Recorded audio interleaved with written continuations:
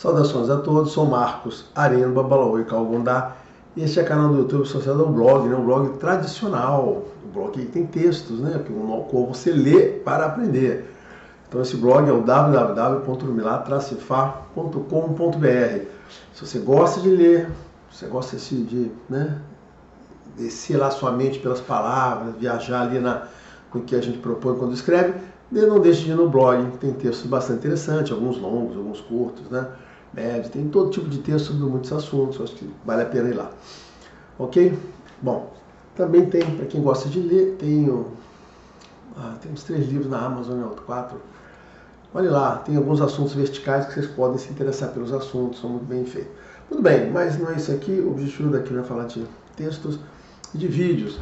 Então hoje, nesse vídeo, se você quiser ficar até o final, né, eu vou fazer eu não sei se é um fechamento, né, mas eu vou fazer um apanhado aqui do Ori, juntando com a questão do sentido da vida, né? Por quê? Porque o sentido da nossa vida, o sentido da vida da pessoa, que é um dos assuntos que a religião se propõe a falar, essa explicação gira em torno da questão do Ori, dessa religião. E é por isso que a questão de Ori fica tão complicada, porque as pessoas se perdem tanto para tentar explicar isso aí, tá bom? Esse vai ser o tema aqui, eu vou fazer um bate-papo baseado nas coisas que nós falamos, já consolidando algumas ideias e apresentando explicações, tá bom? Que se você tiver interesse em entender, então, qual é a proposta do sentido da vida no ponto de vista da teologia dessa religião, fique aqui e assista, tá bom? Se não, tem outros vídeos no canal. Bom, vamos lá começar, não sei quanto tempo vai durar esse vídeo aqui, né? Que vai ficar melhor um pouquinho. Eu não sei quanto tempo vai durar esse vídeo, porque eu estou gravando de forma mais simplificada, né? Sem edição. Que absurdo, não pode edição, tem que ser simples para mim. Então não sei quanto tempo vai durar esse vídeo não. Então, primeiro, eu queria, lamento, o pessoal sobre o vídeo anterior, eu queria pedir que vocês me perdoassem, né? Ficou muito claro, né? Eu realmente não tinha acontecido antes, eu tinha ficado muito tempo sem gravar, era uma coisa bem tranquila, era só ligar e gravar, e eu não sei porque ficou aquela claridade. Eu vou tomar um cuidado aqui, adicional aqui sobre isso, tá bom? Então, aquilo foi um acidente. Muito bem. Então, quando a gente fala... Então, a primeira coisa que eu queria falar, eu vou falar esse assunto em pedacinhos, né? Para não ficar confuso. Lembra? Eu gosto de falar essas coisas de teologia, dessa religião, teologia ligada em Fá, mas eu gosto de falar assim, de um jeito que as pessoas entendam, né? Porque uma das coisas que eu aprendi, né? Quando você começa a se aprofundar em fazer teologia a partir da religião, é que é muito fácil você enrolar as pessoas, é muito fácil você confundir as pessoas com palavras, explicações, não sei o que, né? É muito fácil, né? Isso é o que fazem os famosos filósofos, não, os bacharéis em filosofia, né? Eles pegam aquele monte de ideia, de um monte de filósofo, fica contando para você fica com aquela cara meio bobada, é isso, parece isso. E aí você se desliga, né, do senso crítico, vai ver que tem hora ali que o cara está falando um monte de besteira ali, não com os filósofos. Primeiro, até porque nem todos os filósofos eram corretos no ponto de vista lá, ou ideias, né, e o cara consegue fazer a pior ordenação possível, né? Cara, a teologia é assim, às vezes um pouquinho pior. O cara consegue fazer a interpretação que ele quer lá, baseado nisso. Então torna realmente a vida da pessoa que está interessada em religião, em Deus.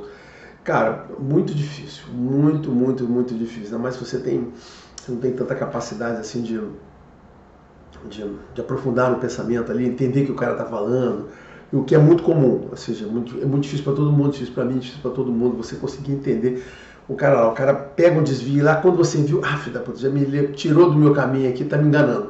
Aí você tem que voltar, o cara, ele faz, tem uns estratagemas aí dos bacharéis de filosofia e também dos teólogos que eles fazem, que tornam tudo muito difícil. Então estou querendo dizer que eu faço um esforço honesto aqui de tornar a coisa mais simples, tá? Então, a primeira coisa, então, eu vou falar sobre o sentido da vida, né? Por quê? Olha só. Descobrir o sentido da vida da gente, né? Olha só, presta atenção nisso. Gastei 4 minutos aqui de introdução, agora vamos começar. Então, o sentido da vida é, no final das contas, o que você busca nas religiões, né? Para pensar, quando você vai na religião, você não busca ali, qual o Deus que eu devo cultuar, ou como eu devo fazer, você não está atrás disso ali, né? Você não está atrás da informação de, né, qual é a regrinha que você tem que seguir, né? Qual o nome do Deus que você tem que adorar, né? Você está ali tentando descobrir o que, no final, o mais importante, na minha opinião, né? Tem gente que vai ali para obter ajuda, Mas eu acho que o mais importante que as pessoas tentam obter é assim, qual o sentido da vida? Por que eu estou existindo? Por que eu existo? Né? O que eu vim fazer aqui? Existe alguma coisa, um sentido maior na nossa vida do que apenas viver, respirar, comer, né, e andar? É isso, tá certo? É o sentido da vida que as pessoas vivem. Tem um desses filósofos aí que falou uma frase muito interessante, filósofos, não bacharéis, filósofos originais, que é: o que é a vida sem um sentido? Ou seja, ele está dizendo que uma vida sem sentido não merece ser vivida. Então ele diz assim, você tem que entender o que você... Eu esqueci o nome dele, né? Eu não anotei quando eu vi essa frase. Mas assim, você tem que entender o sentido que você está fazendo, qual a sua existência, o seu motivo de viver, o que você vai buscar. Tem pessoas que traduzem, né, o pessoal de autoajuda, não, temos que ter metas, objetivos. Cara, no final de contas, você buscar metas, objetivos, realizações, é a mesma coisa. É você estar buscando um sentido da sua existência. Você pode dizer, você está valorizando demais. Tem gente aí que vai na religião porque quer ter fé. Mas fé para quê? Pensa bem, realmente eu posso estar valorizando esse ponto, mas entender a razão do que a gente está fazendo aqui, eu acho, minha opinião, é uma das principais coisas que as pessoas buscam quando vão não na religião. Elas querem entender esse sentido, esse princípio. E isso direciona elas, ok? Claro também que tem muita pessoa hoje que não está preocupada, tem capacidade diferente, estou querendo dar sentido a vocês a todos os pontos de vista. Tem muita gente que vai na religiões hoje apenas para obter favores, né?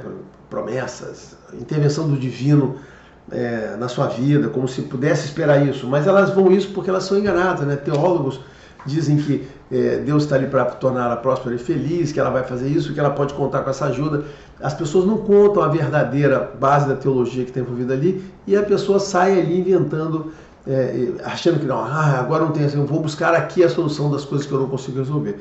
É verdade, mas pessoas que honestamente estão na religião tentam entender isso, tá certo? Então o termo, o sentido da vida, é muito importante. E que é tão importante que quando as pessoas perdem no sentido da sua existência, são quando as pessoas, né, buscam o fim da vida dela. Elas dão fim à vida dela quando a existência delas passa a não ter mais sentido, não ter razão, ela não ter, seja por objetivos, o passado ou o futuro. Quando a pessoa diz o sentido, estou fora desse mundo, não tem importância. Aí, seja intencional, seja através de um ato, né, que a pessoa faz, ou adotando uma vida de alto risco, a pessoa vai para esse caminho daquilo terminar mais curto, né? Vocês estão entendendo o assunto que eu estou falando, né? Entendeu? Então esse é importante. Então eu quero parar aqui só para fechar esse assunto. Isso é o sentido da vida, né? Você se localizar no contexto global, e eu acho, com sinceridade, né, que é uma das principais buscas das pessoas tentam numa religião. Agora eu vou falar algumas coisas complementares, já fechando o conceito, né? O mundo, né? O mundo que a gente vive, ele é lindo demais, ele é colorido, é cheio de sensações, sabores, cheiros. O mundo, ele é admirável demais, né? É extremamente opulento, né? Em tudo mais. E a vida também, ela é cheia de emoções. Nós somos detalhes de emoção, né? Como está lá na mitologia, né? Deus colocou lá, criou os deuses das emoções, nos deu todas as emoções possíveis para que a gente pudesse viver, porque se a gente não tivesse essas emoções, né, as emoções humanas, a vida seria muito menos interessante, assim como é menos interessante para as pessoas que carecem essas emoções, né? Então o mundo a vida brilha demais, né? A existência brilha demais para que ela seja efêmera, que ela termine nessa própria existência. Então, por isso, a gente diz o seguinte, tem que haver um sentido para isso. Você não pode passar aqui, ter tanta coisa boa junta, maravilhosa, e aquilo ali ser, pum, acabou. E as pessoas, né? Se você parar seriamente, você pode não dar valor ao que a vida tem, ao que o mundo tem, ao que é a existência. Mas quando você soma isso, né? A questão natural da vida, dos prazeres e as emoções, de tudo que você pode realizar, das suas sensações, construções, suas realizações pessoais, principalmente pessoais, né? Toda a nossa vida é voltada para realizações pessoais. Você diz assim, cara, isso é muito intenso para ser efêmero, só para você viver e acabar, né? Entendeu? Aí eu digo assim, se você, você fala assim em relação aos pessoal que é evolucionista, se você acredita que a vida nasceu complexa, né, assim, né? Ou seja, a existência nasceu complexa a partir de de uma ameba, né? E que você, né, que a gente aqui surgiu de um monte de reação química numa sopa fervente lá, é fundamental, cara, né? E que a gente é basicamente um saco de carne reunido, cara, eu acho que não existem pessoas que acreditam nisso, mas se você acha que isso é razoável, cara, você tem problemas muito sérios, você vai ter problema de entender coisas muito menores, né? Você não consegue entender uma coisa, perdão, você vai ter dificuldade de entender coisas maiores, você não consegue entender uma coisa bem simples assim. É você olhar isso tudo, toda essa complexidade. Ah, não, isso aqui é o seguinte, na cabeça dos evolucionistas, é como se, assim, se você pegasse, assim, vou dar um exemplo bem simples, né?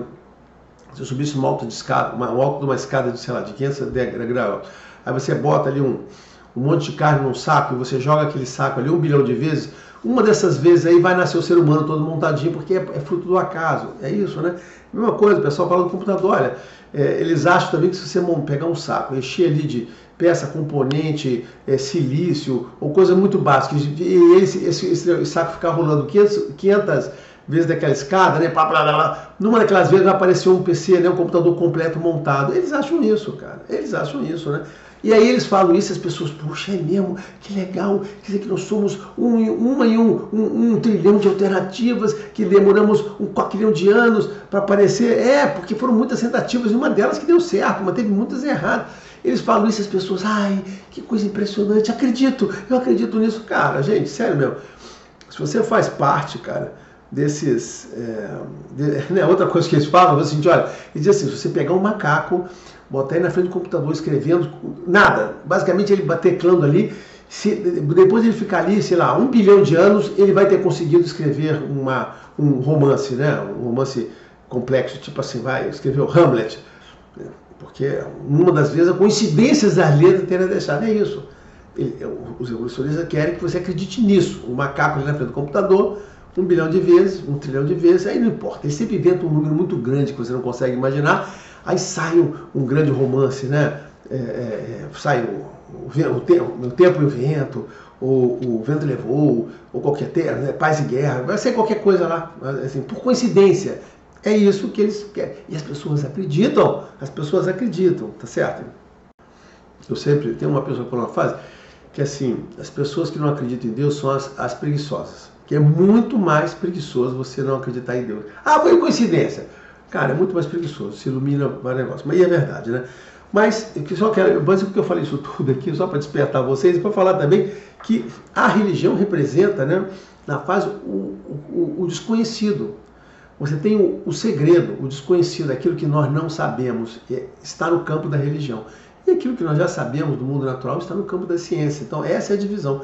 Claro que essa divisão ela foi mais relevante para cá, né? Porque o nosso desconhecimento já foi maior, aí as pessoas naturalmente jogavam explicações religiosas para aquilo. Então, que a religião servisse para aquilo, mas elas jogavam as explicações para aquilo.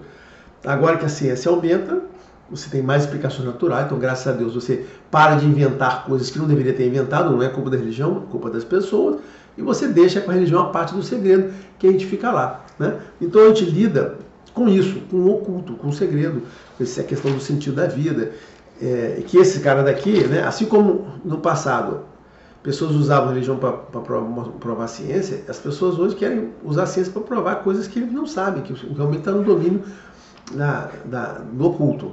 Tá? Mas, voltando à conversa da religião, né, que é onde nós, né, pessoas que não somos preguiçosas, estamos, todos querem saber o seu propósito, tá certo? Né? Assim, a gente quer ter a certeza que todo o nosso esforço, tudo que a gente faz aqui, a gente tem esse sentimento, que tudo que a gente faz aqui não vai virar comida para minhoca, tá? Ou seja, e nesse sentido, a religião é que oferece essa dimensão do contínuo. Lembra? O pessoal da ciência, o pessoal lá do macaco, do saco rolando a escada lá, ele diz o seguinte: começou, acabou. Nós não, nós oferecemos uma dimensão contínua de que esta é a continuidade de vidas e vidas e que a alma é perene. E essa é a imagem de todas as religiões. Algumas religiões têm interpretação diferente dessa questão da continuidade da vida, basicamente a religião católica, os católicos e os protestantes, né? Nem os judeus pensam assim, as outras religiões não pensam dessa maneira. Então as religiões no geral, aí eu Infelizmente, esse pessoal que não pensa assim é hoje 50% do mundo, 55% do mundo, então passa a ser uma corrente importante, mas tem 45% pelo menos ali, né? Um pouquinho menos, porque tem os ateus envolvidos nisso, mas tem uma parte que diz o seguinte, olha, não, as demais religiões não acreditam nessa visão, não. Essa religião aqui dominou o discurso, mas o que dominou o discurso não foi a razão certa, não foi a interpretação que se deram, e que não tem essa continuidade, sua vida não tem lá. Então, a religião traz essa situação do propósito. Então, isto é o sentido da vida, essa questão do propósito, né? E aí, a religião traz para você essa questão da coisa especial. Você é especial. Você sozinho, independente especial, porque você assumiu um personagem de uma vida e você é a continuidade de um grande esforço que você está fazendo ao longo de outras existências. Então, a religião é que te oferece isso, essa é a grande atrativo dela. Ela te oferece este papel no mundo, né? O entendimento disso e a relevância. Então você fica, cara, aqui eu me sinto uma pessoa especial, e é verdade, é o que a religião transmite pra gente. Então, gastamos aqui 16 minutos para falar disso aí, né? Menos a introdução, claro. Então gastamos aí uns 10 ou 12. Então, para dizer o seguinte, o sentido da vida é coisa importante, né? E por que eu falei isso? Porque Ori, toda essa teologia em torno de Ori, que é complexa, ela gira em torno disso.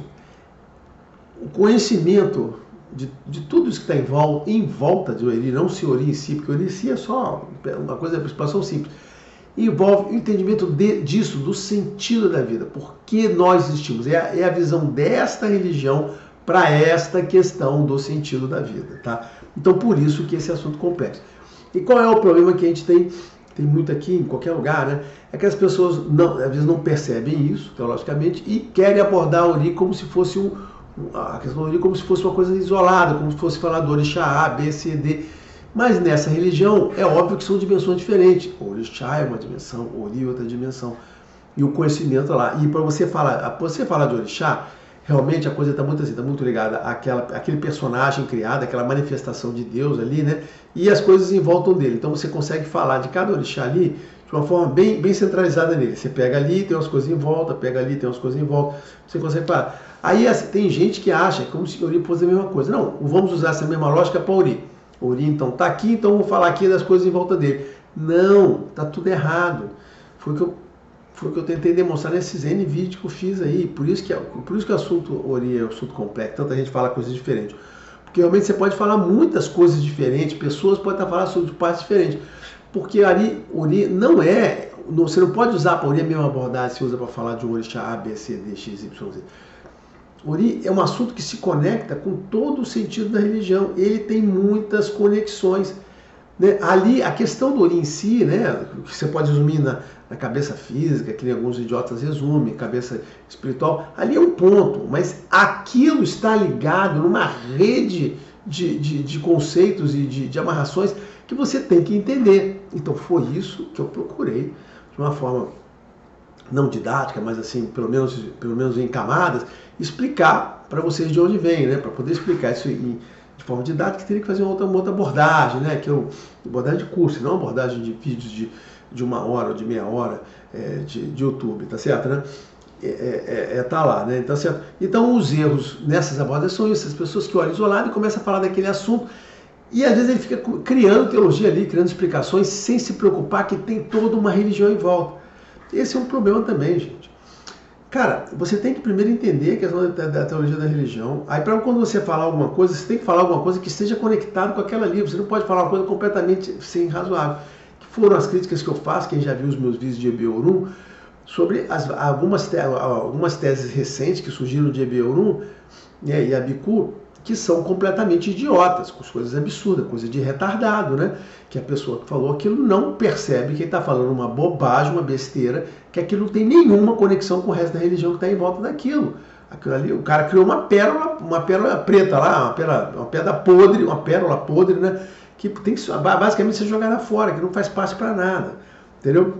Então, e o que eu falei, né? Então esses são os erros de abordagem que muita gente faz. A pessoa escreve um livro, vários livros, mas não faz estas conexões, ele fica dando explicaçõezinhas, pedacinhos assim, né? E não dá explicações boas, né? Eu não vou fazer aqui resenha de livro, de repente eu vou fazer eu vou fazer um vídeo de resenha, quando eu retomar os vídeos, eu faço uma resenha de livro de Ori. E recentemente eu li um livro de Ori em inglês, bem interessante, só que em formato Kindle, não sei se eu vou ter que arranjar a figura para mostrar, né?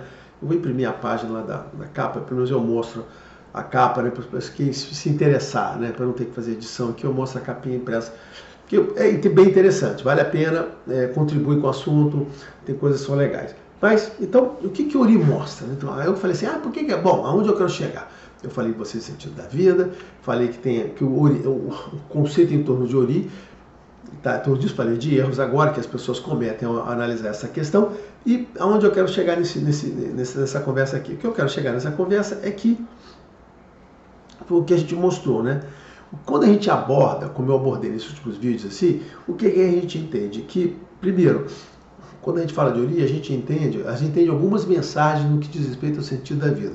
Então, quando você busca, quando qualquer pessoa for escrever sobre Ori, nunca vai ser uma coisa curta, sempre vai ser uma coisa, porque ela tem que dar essa dimensão inteira. O que ele está explicando ali na história do Ori, né? Ele está dizendo o seguinte, que nessa religião, Ori mostra, o conceito do Ori mostra o nosso sentido da vida. E aí eu vou traduzir aqui, finalmente, agora começa o vídeo, né? O sentido da vida. Que a nossa vida, o que está claro, né, quando a gente junta todas essas ideias que eu falei nos vídeos anteriores sobre Ori, né, que a vida, e principalmente quando você começa, aí eu vou referenciar alguns vídeos lá, né, você pega o vídeo Obi Ogundá, que está explicando, que a vida, na verdade, é um projeto. A vida é um projeto. Você está no... Primeiro, ele diz o seguinte, que a nossa vida terrena, a vida aqui, é uma vida temporária, a vida não é. Então eu sempre digo isso, né? Ficar claro lá no... E aí, como é que você inventou isso? Gente, eu não inventei nada, eu falei para vocês. Eu só falo aqui o que está em Fá. Nada do que eu falo aqui não está baseado em algum verso, um verso decente, né? Verso de verso em Yorubá que eu coloquei. Então, primeiro, tudo está em verso, né? E aí, o que ele diz? Diz o seguinte, pelos versos você entende que nós temos uma morada definitiva, que é o espaço espiritual superior, que é o Orum. Nós vivemos lá no Orum, e como eu já disse, não existe descrição de como que é a vida no Orum. Não tem descrição. Não tem descrição se a gente tem sexo, se não tem, se tem família. Que família não existe, não tem nenhum lugar que descreve nada de lá. Qualquer pessoa que fala, no Orum é assim, essa pessoa está mentindo. Essa pessoa está mentindo porque o que está em Fá não é o que está no Orum. Fala sobre o Aie e alguma questão das relações. Mas não se ocupa em Orum, porque o Fá é uma orientação para quem está vivendo e não para quem está no Orum. Então não poderia ter orientações de lá. Então diz que a gente mora lá. Fica claro que a vida, através dali, eu estou falando aqui, lembra? Eu estou falando agora do sentido da vida nessa teologia. Qual o sentido da sua vida? Por que você está vivendo? Estou te explicando aqui, né? Se alguém não percebeu, vamos fazer uma freada de arrumação. Muito bem, acabou toda a introdução, acabou todo o papinho, estou falando aqui qual o sentido da vida nessa teologia. Viemos num plano superior. A alma é eterna, a alma é contínua. Quando a gente vem aqui e tem uma vida que nasce e morre, na realidade isso é um caminho, é um temporário. Você vem, nasce e volta. E você faz vários ciclos disso aqui. Não existe, dentro da religião, uma definição de quantos ciclos você vem. E esses ciclos, que eu sempre digo, né, o samsara, conforme os hinduístas, os budistas falam, esse samsara que a gente vive aqui, não tem, tá certo? Até tem, eu vou falar no final uma ideia, mas na verdade é uma interpretação minha, porque não existe lá dizendo quantas vezes você vai viver esse sentido de que é uma evolução, que depois você para de viver. Nesta religião não trouxe. Essa informação pode ser verdadeira, que é uma evolução? Sim, pode ser verdadeira. Por quê? Porque nem toda religião, nem toda teologia de religião tem todas as explicações. Por quê? Porque a teologia é uma criação humana e algumas pessoas podem, ao ter criado essa teologia, não podem ter entendido tudo e omitir alguma parte. Esse assunto que eu vou falar, esse assunto sobre isso aqui que eu estou falando aqui, vai ter um vídeo longuíssimo que eu vou falar só sobre esse aspecto da criação de teologia. Mas é isso. Então, eu não tenho certeza de que essa visão da evolução, de que a gente nunca mais vai encarnar, é verdadeira ou não. Eu não tenho certeza. Lá, alguém interpretou dessa maneira. Não sei se a pessoa está certa. Como é que é aqui? Aqui, o que tem de informação é que você vive. Então, essa é a primeira parte lá. Você está querendo entender o sentido da vida? É isso. Você está no plano permanente lá. A sua alma é perene. Quando você morre, você volta para esse plano permanente. Então, aqui é a sua casa, né? Você vai ao encontro do que kardecistas chamam de nosso lar, né? Eu estou falando várias informações, quando eu faço essa referência de outras religiões, é para dar mais veracidade, tá vendo? Esse ponto aqui é comum, tem mais gente que tem a mesma visão. Então a gente tem um lar, nosso lar de verdade é no Orum, a gente vem aqui para uma vida temporária. Claro que o entendimento dessa vida temporária, como eu falei, é diferente. Os kardecistas entendem de uma forma, os hinduistas de outra. E como é que é aqui? Aqui a gente vive por quê? Porque a gente gosta de viver. Porque o mundo é bacana, é bonito, tem emoções. Isso foi um mundo criado para que você possa usufruir a vida em família. E você vem aqui por opção. Isso está no...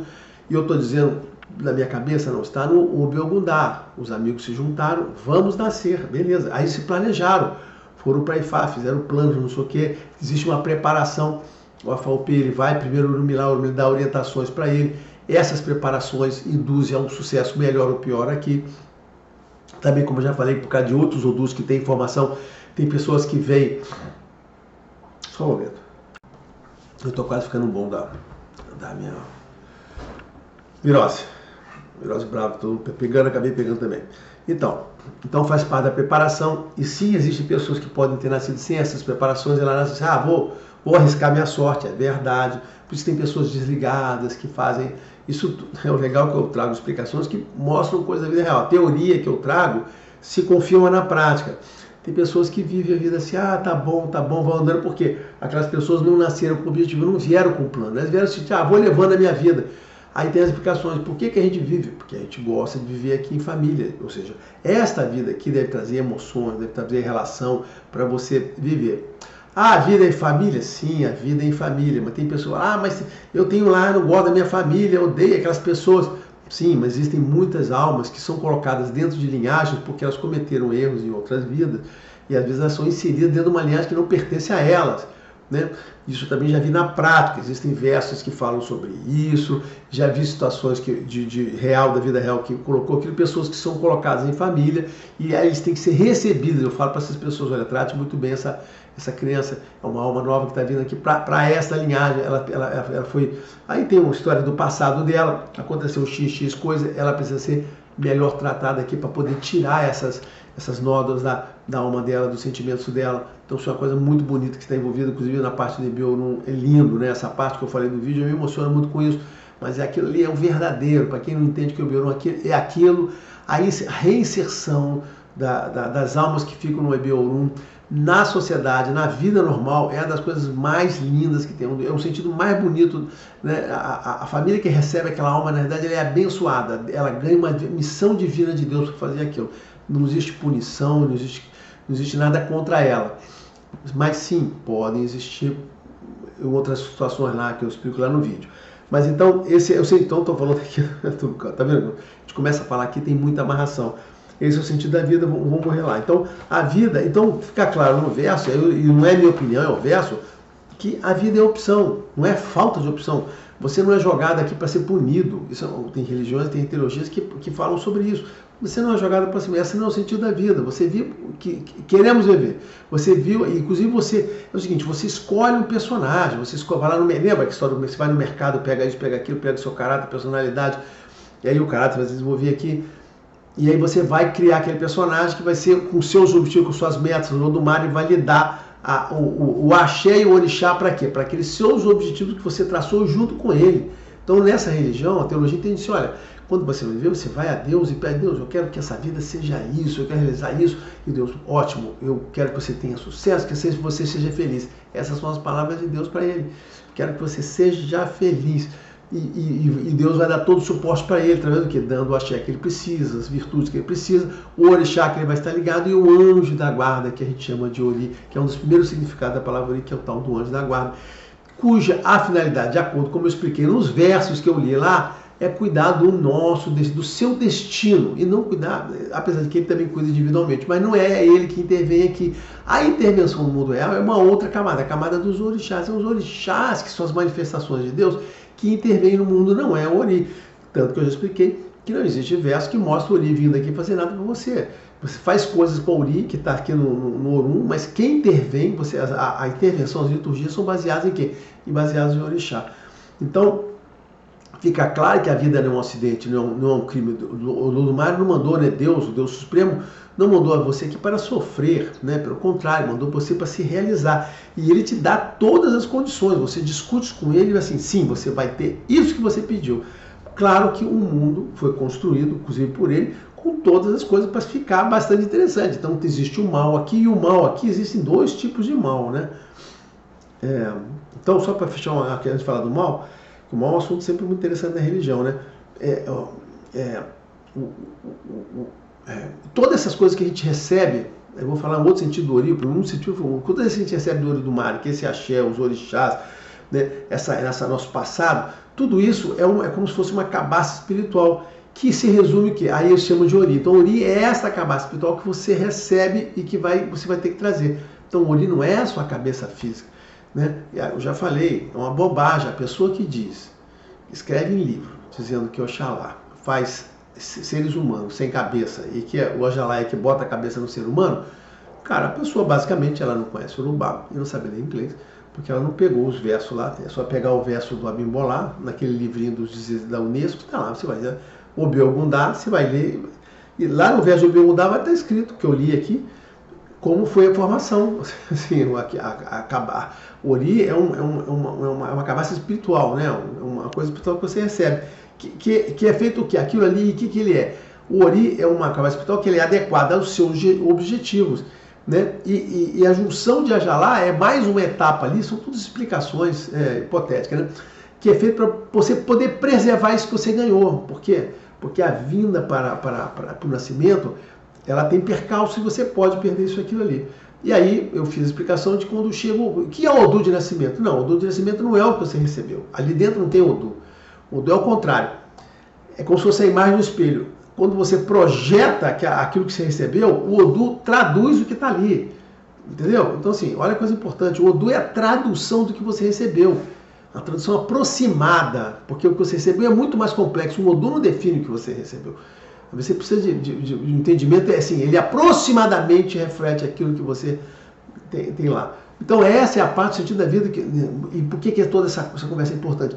Porque nessa parte dessa explicação, diferente da outra, do continuidade, que mostra a nossa ligação com Deus, a participação de Deus na nossa existência, né? E o suporte, porque nesse momento eu falo dos orixás como suporte humano, eu falo do oráculo como para quem precisa do oráculo? Porque se você está tendo dificuldade, você tem que recorrer a Deus para que Deus possa lhe ajudar de novo. Então aqui vira a presença, a gente começa a juntar vários elementos da religião, começa a juntar o sentido dos orixás, o sentido do oráculo com a sua vida, o sentido do seu anjo da guarda, o seu Ori, e o Ori como um preservador dos seus objetivos. Então o que é importante as pessoas entenderem, até para entender quando deve ou não fazer Ori, é isso.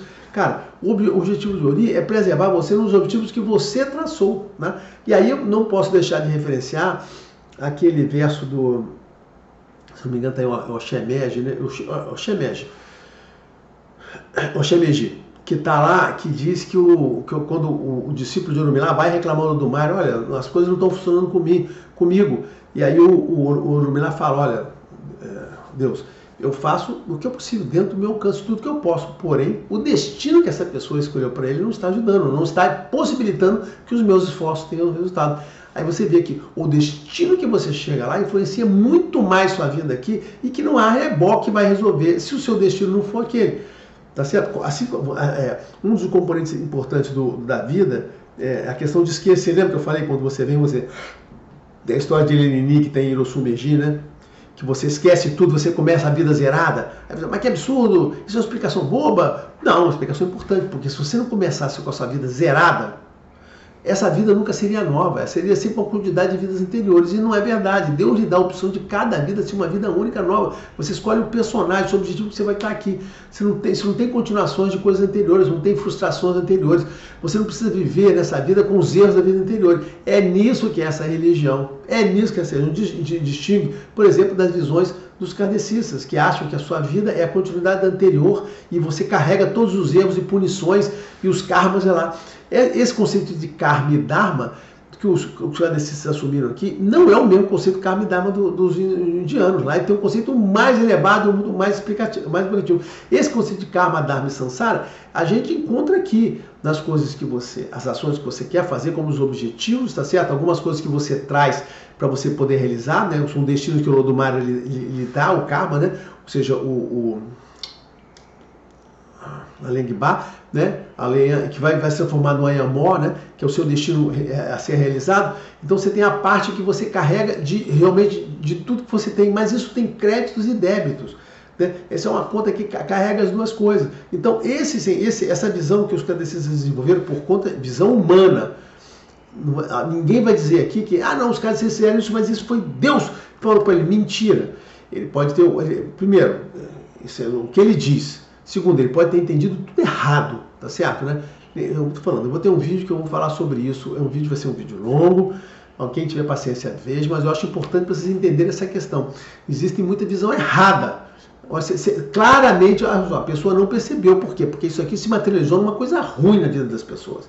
Você não tem essa coisa de carregar. A vida é em branco. Então o que tem nessa vida? As histórias que eu já contei, de você começa em branco, você toca lá na árvore do esquecimento, né, que está em Inosumeja, até por uma questão da exigência de Elinini, por causa daquele ato lá, aí começa. Então o que você vem com a sua vida? Vem com o seu ori, com os seus destinos objetivos, que aquilo está dentro de você, e esta divindade que vai lhe localizar e vai te direcionar para aquilo. Quando você perde esse vínculo, seja porque você perde esse vínculo, seja a questão do livre-arbítrio que você pode mudar, o oráculo é um instrumento que liga você de novo nesse objetivo. Para quê? Para que você se foque no que você pediu. Aí alguém pode dizer, mas é um absurdo, quer dizer que eu vou ter que fazer aquilo que está planejado, então a vida é predestinada. A vida é predestinada? Aí eu tenho que responder, eu já falei que a vida não tinha predestinação, eu tenho que dizer assim, olha, sim e não, né? Existe uma predestinação no sentido de que você mesmo planejou alguma coisa para a sua vida. Tem aqueles caras que não planejaram nada. Mas aqui você pode tomar o rumo que você quiser. Não existe predestinação no sentido de saber todos os fatos da sua vida. Você pode fazer lá.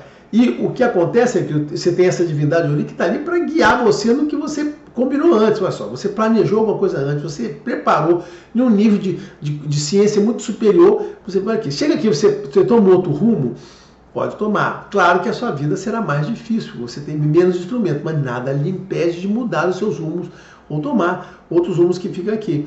Nesse caso, fica com você. Mas aí é a história do Oxemeji, que o Guru Mera falou. A pessoa faz coisa e não dá certo. Olha, você escolheu outro destino, cara. Você está querendo trocar tudo que você faz. Eu não consigo alterar. Aí está querendo ensinar, seja porque você não tem os instrumentos, seja porque o Ori não ajuda o cara. Porque, cara, olha lá, fulano, você tinha que ter para essa foi a vida para você fazer isso, e não aquilo. Né? Mas o livre-arbítrio permite o cara fazer mudanças, alterações e recolocações, aí passando pela dificuldade, a facilidade de fazer aquilo todo. Né? E qual é o outro elemento que tem nisso aqui, que eu sempre digo que está nos versos, o mundo está lá no Biomudá. Outra coisa que está no Sameji, que falou, olha só, nem todo mundo, lembra que nem todo mundo, nessa história dessa escolha de objetivo, isso foi muito importante lá, nem todo mundo nasceu para ser rico. Esse negócio de dizer, eu quero nascer, ser rico, ser próspero, no que pede todo mundo aqui tem esse desejo de ter essa facilidade para fazer as coisas que quer, é verdade, todo mundo quer ser rico. Mas poucos nasceram com aquela coisa de nascença. Por quê?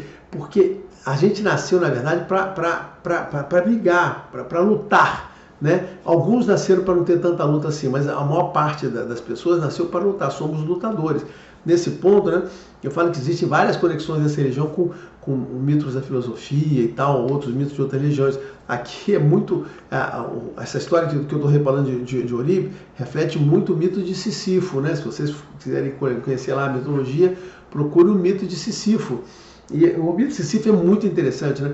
Porque a primeira parte lá do mito, né, o início, os primeiros 2 terços da história, mostra aquele, né, o Sísifo passando a perna ali nas divindades, passando a perna na morte, né? Aquilo me lembrou muitas pessoas usando Exu para poder passar, desviar da morte ou das divindades. Aquilo me lembrou, cara, é uma construção muito parecida, cara. Quando eu vi aquilo, muito parecida com os versos de Fá, muito parecido com os mitos de Fá, cara, o Sísifo, né? E depois, quando ele é pego, ele fica lá com aquela coisa da pedra que fica rolando e desce. E o que é isso? Essa história do Sísifo da pedra que sobe e desce, sobe e desce, sobe e desce, é o que está lá naquela coisa do Sameji, né?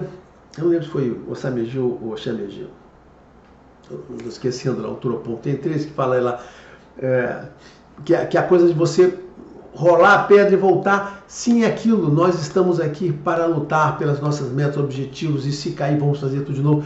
Essa questão da continuidade, você continuar continuamente subindo, você não manter aquilo, é o que está ali, é o que reflete nessas histórias que eu estou dando para você, a insistência, o nosso trabalho, o suporte para fazer aquilo, e a nossa persistência em continuar, então a persistência em continuar e repetir, a gente, tudo isso reflete muito esse mito do Sísifo, né? Então, presta atenção, né? E, por fim não, mas mais adiantando um pouco mais aqui, o mundo é difícil, claro, o mundo natural foi feito para ser difícil, né? Por vários motivos, dificuldades naturais, assim, a natureza em si tá colocando... outra coisa que eu falo de mitos, né?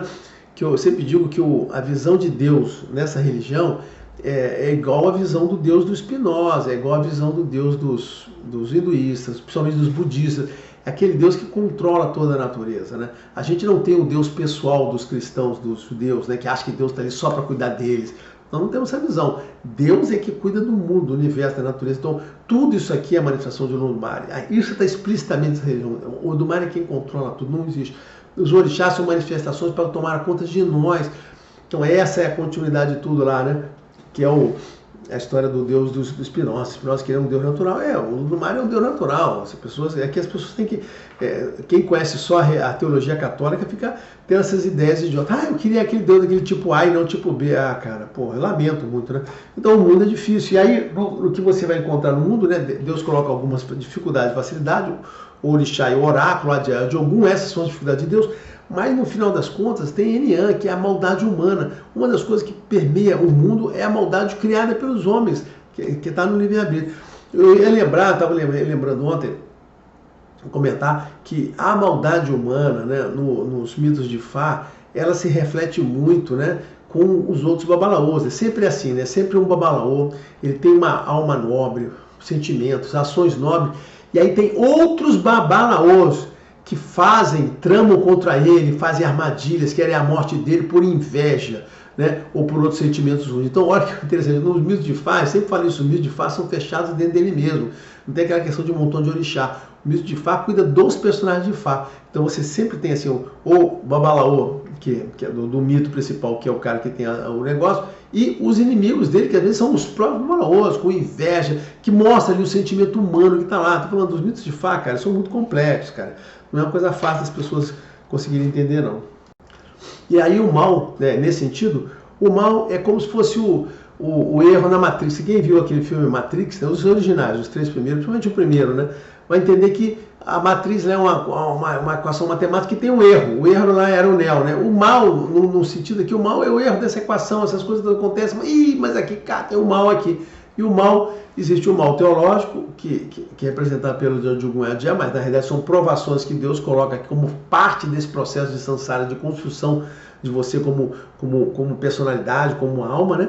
Mas também tem o mal humano, ou os demônios que ficam por aqui, que é o erro da equação, cara.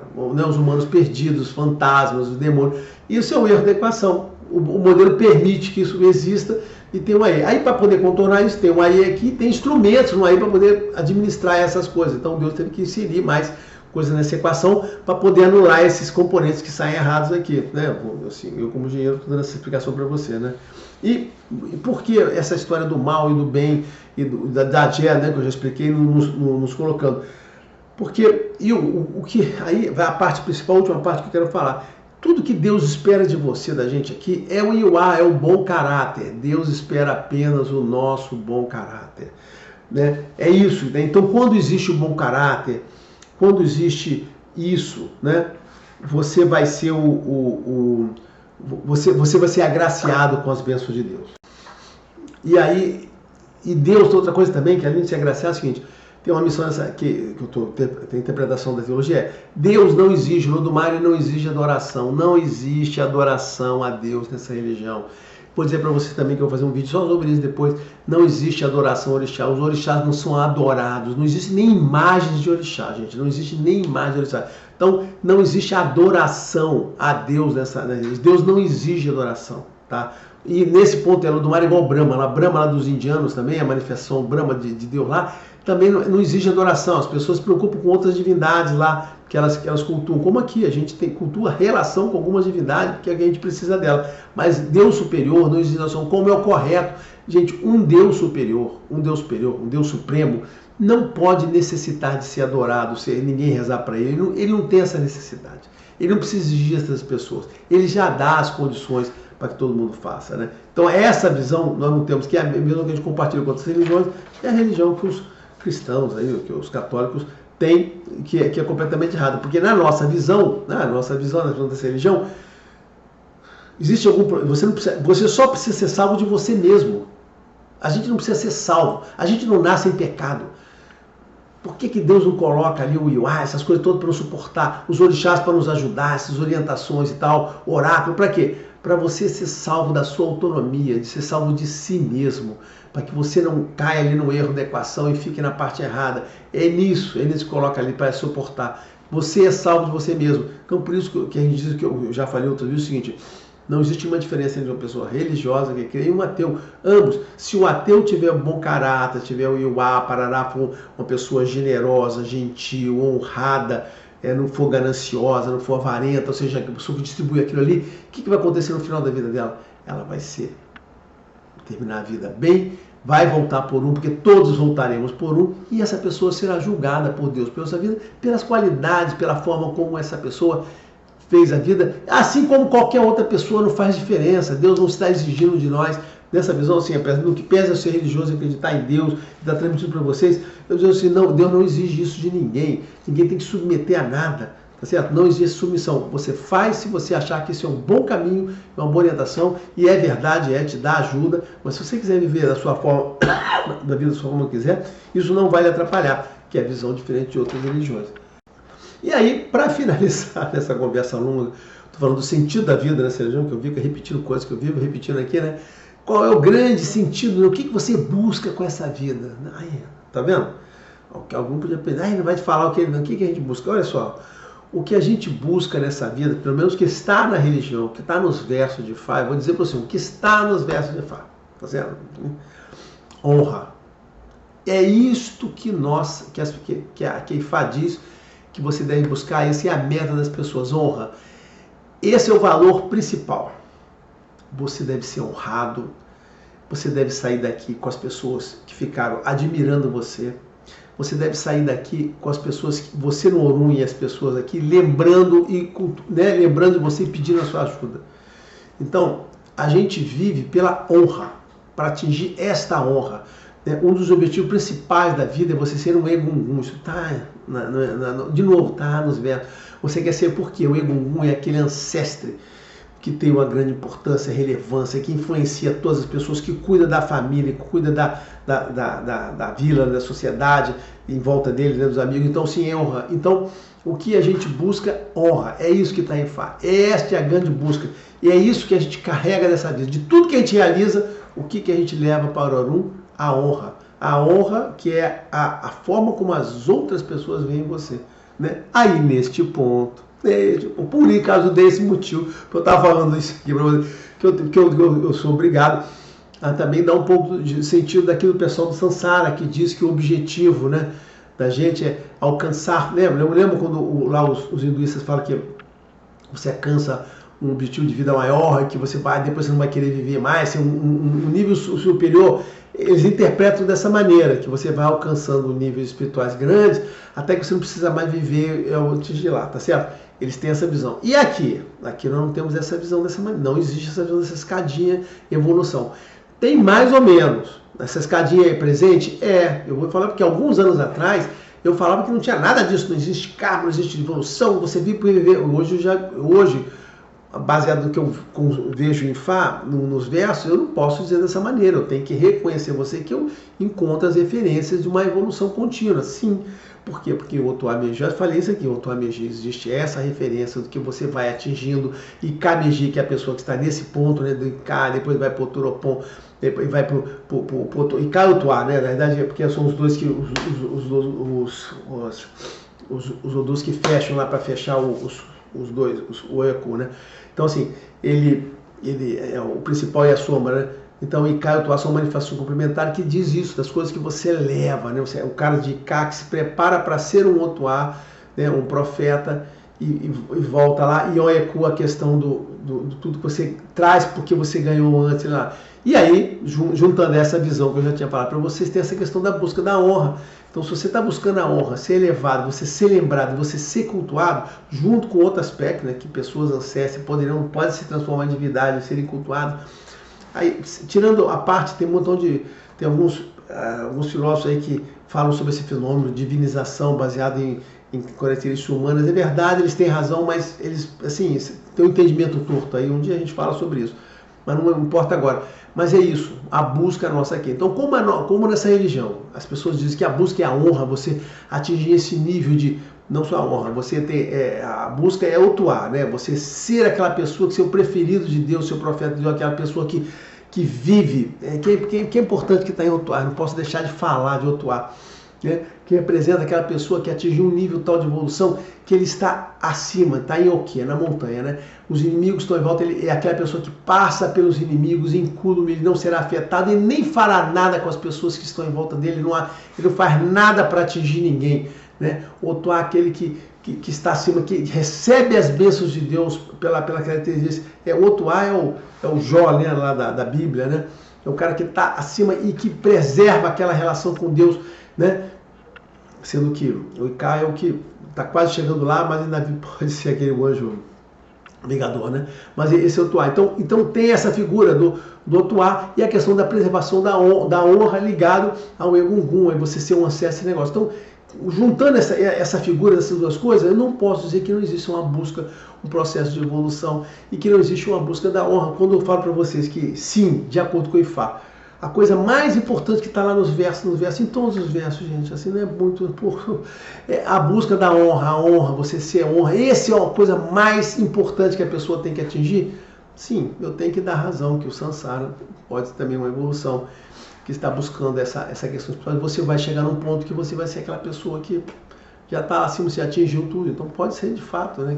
Aí esse pessoal que atinge aí o nível máximo da honra de ser referenciado, pode ser que nem mais ele se disponha a vir para o AE mais, porque já chegou não atingir, eu sou o cara referenciado, meus ancestros lembram de mim, chegou até virar uma divindade, sei lá.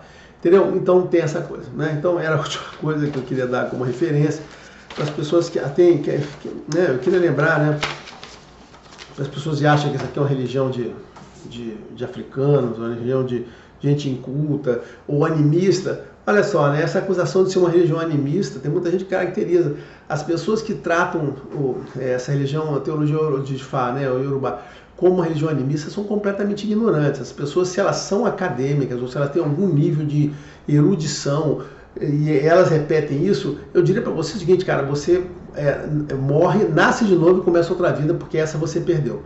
Se você chega nesse ponto de entender que essa religião é animista, se você escreveu isso alguma vez, se você passou isso para frente como um resultado, se você, né, eu vejo muito aí trabalho de mestrado, de acadêmicos aqui no Brasil, que são lixo, né? A maior parte dos trabalhos acadêmicos de mestrado que falam sobre candomblé são lixo, são pessoas que, cara, de novo, elas tinham que voltar para a escola ou nascer de novo, cara, numa boa. Essas pessoas que escrevem aquilo que eu vejo em trabalhos acadêmicos sobre candomblé, olha, nasce de novo, cara, começa outra vida, essa vida vai ser picolezeiro, alguma coisa assim, vai ser vender pipoca.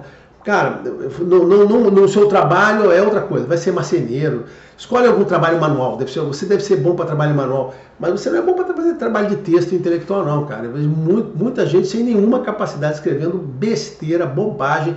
Não é à toa que esses trabalhos que fazem em universidades, trabalhos acadêmicos sobre esse negócio, nenhum deles serve para nada, né? Não são referenciados em nada. Eu como religioso procuro trabalho, procuro ver lá, olho assim e falo, cara, o que eu vou fazer com essa merda aqui? Nada.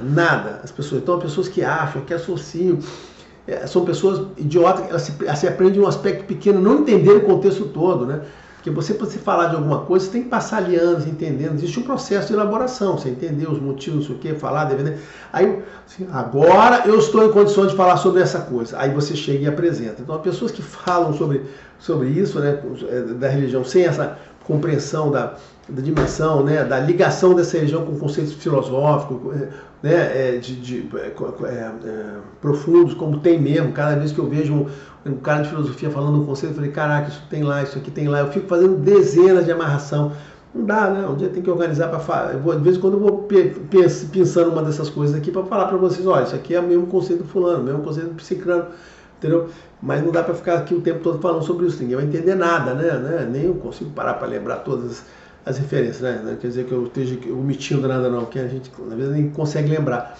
Mas é isso, a maior parte desses trabalhos acadêmicos são lixo. Essas pessoas que se dizem que saíram para estudar, cara, elas não deveriam estudar nada, elas deveriam fazer... estudar mangá, alguma coisa assim, não é nem mangá ainda é mais complicado para elas. Eu acho que a melhor indicação para elas é isso. Vai fazer trabalho manual, vai ser marceneiro, vai ser mecânico de motocicleta, né? Já foi na moda isso, né? Faz alguma coisa dessa aí, mas cara, você não nasceu para escrever nada não. Os trabalhos que são feitos são lixo. Eu lamento as pessoas que não sabem muito menos ainda, estão vendo aquelas coisas e entendendo. Mas é isso por quê? Porque existe uma complexidade. Então, o objetivo aqui, né, já chegando na nossa 55 minutos, quase na nossa hora, foi mostrar para vocês que isso tudo que eu falei para vocês em uma hora, que eu já falei várias vezes, eu pretendo não falar de novo mais, né? Esse é o sentido da vida de acordo com essa teologia, né? E isso tudo aqui está amarrado naquela conversinha de Ori, quando você começa a falar do Ori, da relação do Mari, e não sei o quê. Quando você... porque quando Ori é a hora que você coloca Deus na nossa vida, gente, é impressionante, né? Olha, presta atenção nisso, são indicações. Em que momento o Olodumare entra na nossa existência? Quando você fala de Ori. Aí você tem que explicar a relação sua com o Olodumare, porque é a relação pontual, contínua, entendeu? Tá vendo que eu não vou falar mais meia hora sobre isso aqui. Estou interrompendo. Estou falando o seguinte, é isso. Então quando a gente fala de Ori, é isso, é por isso que é complexo. E porque muita gente erra, porque as pessoas, cara, não sabem nem, sabe, não sabe 10% do que eu falei aqui, né? Não tem ideia dessas amarrações. Lamento, é isso. Eu tento traduzir isso aqui da forma mais simples possível, mas dentro das limitações de qualquer coisa. Olha, aguarda o vídeo sobre o que eu vou falar sobre religiões, teologia, origem. Vai ter um vídeo bem legal. Não sei se vai dar pra fazer num só, talvez tenha que fazer em dois, vai ficar meio extenso, mas eu estou trabalhando nesse roteiro já faz um tempo. Vai ter que ser roteiro, senão eu fico aqui 3 horas falando. Tá bom? Mas era isso. Espero que vocês tenham entendido o sentido da vida e a amarração disso com a questão do conceito, que era o objetivo inicial. Tá bom? Abraço a todos. Até o próximo.